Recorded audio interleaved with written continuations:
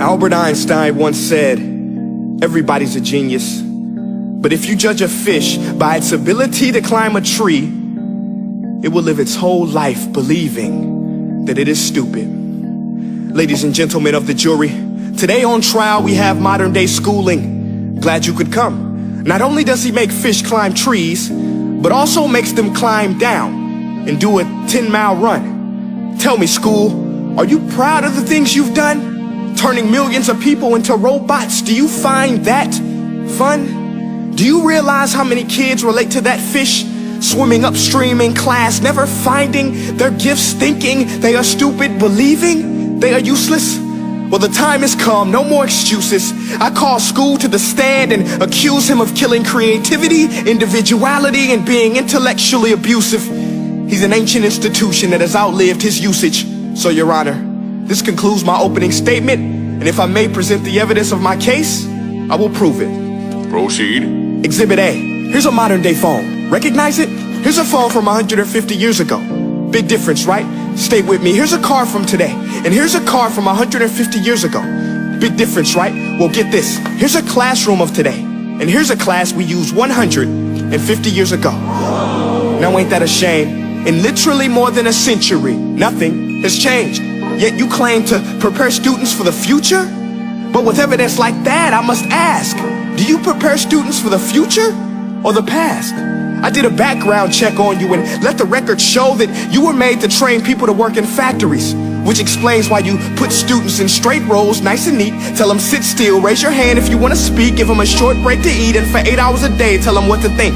Oh, and make them compete to get an A letter which determines product quality, hence grade A of meat. I get it. Back then, times were different. We all have a past. I myself am no Gandhi. But today, we don't need to make robot zombies. The world has progressed. And now we need people who think creatively, innovatively, critically, independently, with the ability to connect. See, every scientist will tell you that no two brains are the same. And every parent with 2 or more children will confirm that claim. So please explain why you treat students like cookie cutter frames or snapback hats, giving them this one-size-fits-all crap. Watch your language. Sorry, Your Honor, but if a doctor prescribed the exact same medicine to all of his patients, the results will be tragic. So many people will get sick, yet when it comes to school, this is exactly what happens. This educational malpractice, where one teacher stands in front of 20 kids, each one having different strengths, different needs, different gifts, different dreams, and you teach the same thing the same way? That's horrific. Ladies and gentlemen, the defendant should not be acquitted. This may be one of the worst criminal offenses ever to be committed. And let's mention the way you treat your employees. Objection. Overruled. I want to hear this. It's a shame. I mean, teachers have the most important job on the planet, yet they're underpaid?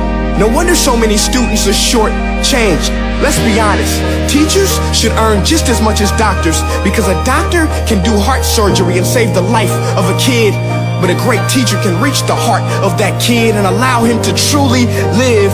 See, teachers are heroes that often get blamed, but they're not the problem. They work in a system without many options or rights. Curriculums are created by policymakers, most of which have never taught a day in their life. Just obsessed with standardized tests. They think bubbling in a multiple choice question will determine success. That's outlandish. In fact, these tests are too cruel to be used and should be abandoned, but don't take my word for it. Take Frederick J. Kelly, the man who invented standardized testing, who said, and I quote, "These tests are too cruel to be used and should be abandoned." Ladies and gentlemen of the jury, if we continue down this road, the results will be lethal. I don't have much faith in school, but I do have faith in people. And if we can customize healthcare, cars, and Facebook pages, then it is our duty to do the same for education, to upgrade it, change it, do away with school spirit, because that's useless. Unless we're working to bring the spirit out of each and every student, that should be our task. No more Common Core. Instead, let's reach the core of every heart in every class. Sure, math is important, but no more than art or dance. Let's give every gift an equal chance. I know this sounds like a dream, but countries like Finland are doing impressive things.